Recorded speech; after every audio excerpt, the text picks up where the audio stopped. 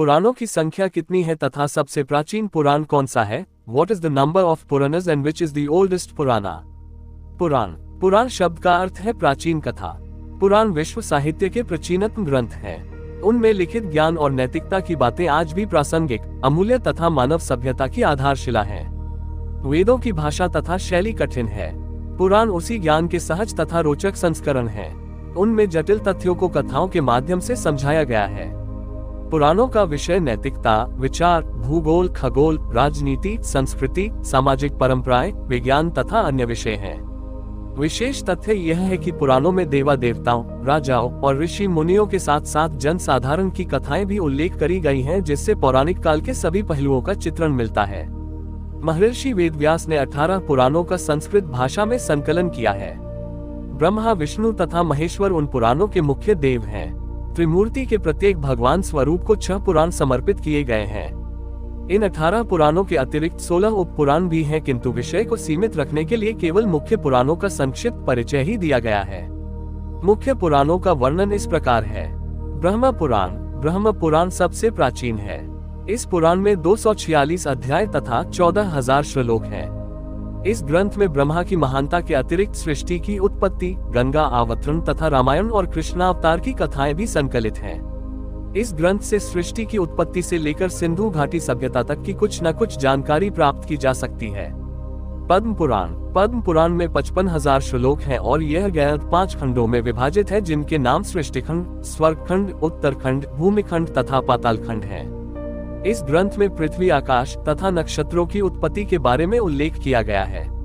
4 प्रकार से जीवों की उत्पत्ति होती है, जिन्हें उद्भज, स्वेदज, अंड तथा जरायुज की श्रेणी में रखा गया है।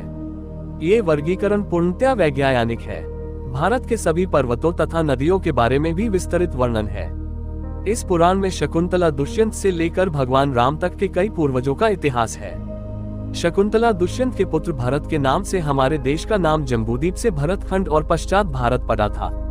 विष्णु पुराण। विष्णु पुराण में 6 अंश तथा 23,000 श्लोक हैं। इस ग्रंथ में भगवान विष्णु, बालक ध्रुव तथा कृष्णावतार की कथाएं संकलित हैं। इसके अतिरिक्त सम्राट पृथु की कथा भी शामिल है, जिसके कारण हमारी धरती का नाम पृथ्वी पड़ा था। इस पुराण में सूर्यवंशी तथा चंद्रवंशी राजाओं का इतिहास है। भारत की राष्ट्रीय पहचान सदियों पुरानी है, जिसका प्रमाण विष्णु पुराण के निम्नलिखित श्लोक में मिलता है। उत्तर यत् समुद्रस्य हिमाद्रेश्चैव दक्षिणम वर्षा तद भारत नाम भारती यत्र संतते। साधारण शब्दों में इसका अर्थ है कि वह भूगोलिक क्षेत्र जो उत्तर में हिमालय तथा दक्षिण में सागर से घिरा हुआ है, भारत देश है तथा उसमें निवास करने वाले सभी जन भारत देश की ही संतान हैं। भारत देश और भारतवासियों। शिव पुराण। शिव पुराण में 24,000 श्लोक हैं तथा ये 7 संहिताओं में विभाजित है। इस ग्रंथ में भगवान शिव की महानता तथा उनसे संबंधित घटनाओं को दर्शाया गया है।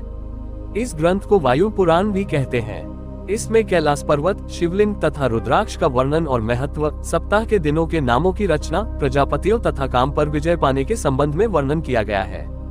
सप्ताह के दिनों के नाम हमारे सौर मंडल के ग्रहों पर आधारित हैं और आज भी लगभग समस्त विश्व में प्रयोग किए जाते हैं। संपूर्ण श्रीमद् भागवत महापुराण।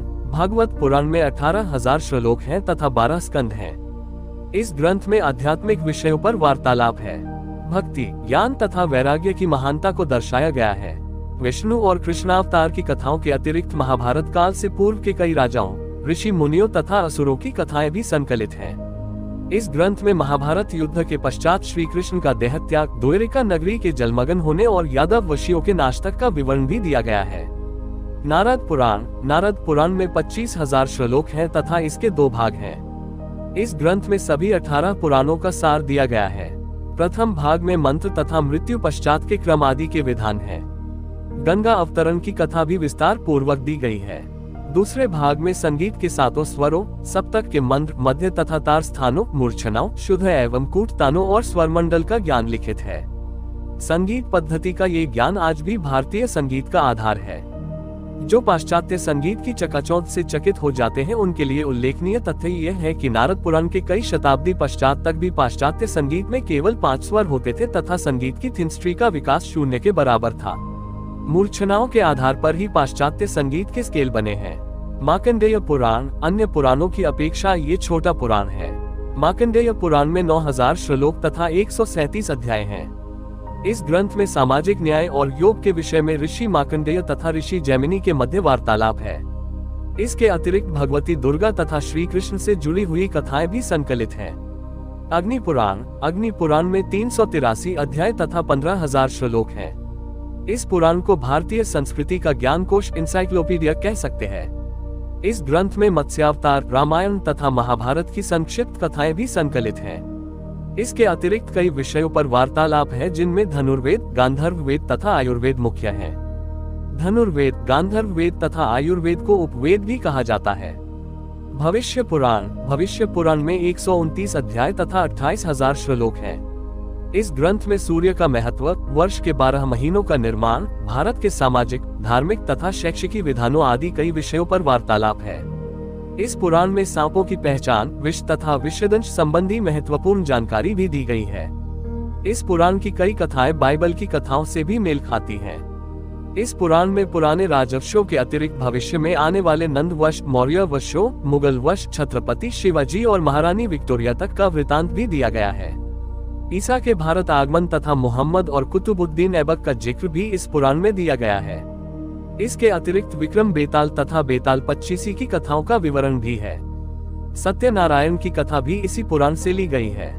ये पुराण भी भारतीय इतिहास का महत्वशाली स्रोत है, जिस पर शोध कार्य करना चाहिए। ब्रह्माविवर्ता पुराण में 18,000 श्लोक तथा 218 अध्याय हैं। इस ग्रंथ में ब्रह्मा, गणेश, तुलसी, सावित्री, लक्ष्मी, सरस्वती तथा कृष्ण की महानता को दर्शाया गया है तथा उनसे जुड़ी हुई कथाएं संकलित हैं। इस पुराण में आयुर्वेद संबंधी ज्ञान भी संकलित है। लिंग पुराण में 11,000 श्लोक और 163 अध्याय हैं। सृष्टि की उत्पत्ति तथा खगोलिक काल में युग, कल्प आदि की तालिका का वर्णन है। राजा अम्बरीश की कथा भी इसी पुराण में लिखित है। इस ग्रंथ में अघोर मंत्रों तथा अघोर विद्या के संबंध में भी उल्लेख किया गया है। वराह पुराण में 217 स्कंद तथा 10,000 श्लोक हैं। इस ग्रंथ में वराह अवतार की कथा के अतिरिक्त भागवत गीता महामात्या का भी विस्तार पूर्वक वर्णन किया गया है।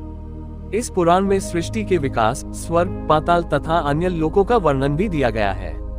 श्राद्ध पद्धति, सूर्य के उत्तरायण तथा दक्षिणायन विचरने, अमावस और पूर्णमासी के कारणों का वर्णन है।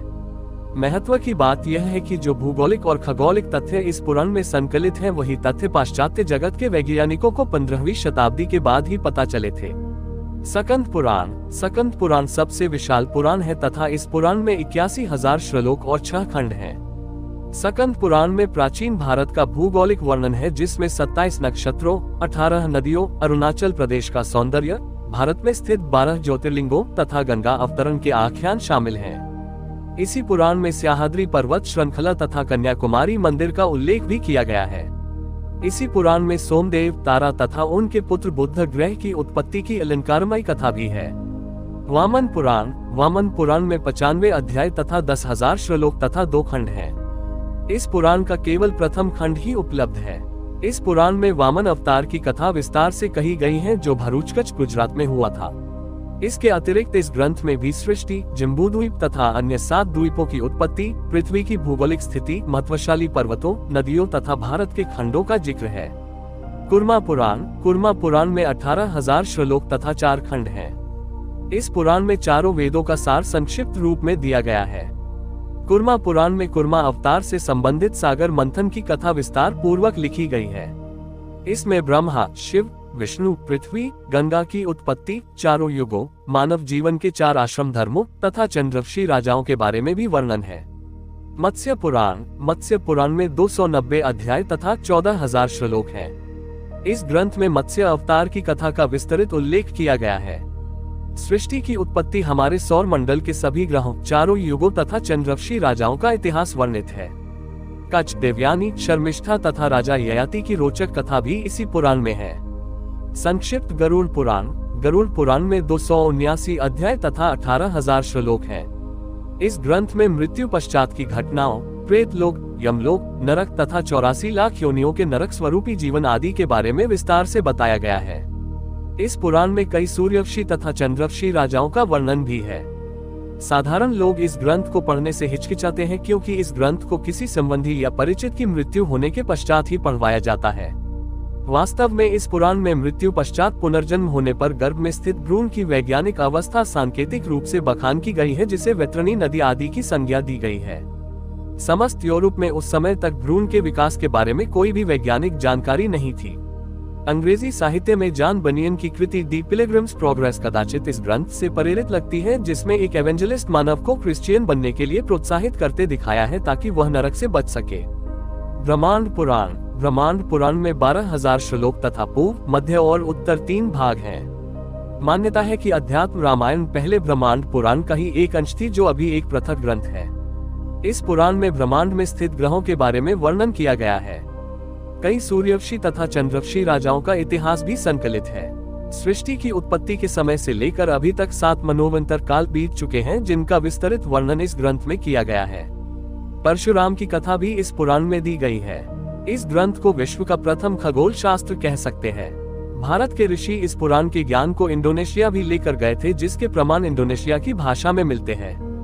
मैं आशा करता हूं कि हमारे द्वारा दी गई जानकारी आप सभी को बहुत ज्यादा पसंद आई होगी। हमारे इस पोस्ट को अपने फेसबुक, व्हाट्सएप, इंस्टाग्राम पर जरूर शेयर करें। आप हमारे ब्लॉग को जरूर सब्सक्राइब करें, जिससे हमारे लेटेस्ट पोस्ट की नोटिफिकेशन आपको तत्काल मिल सके। धन्यवाद। आप सभी का दिन मंगलमय हो।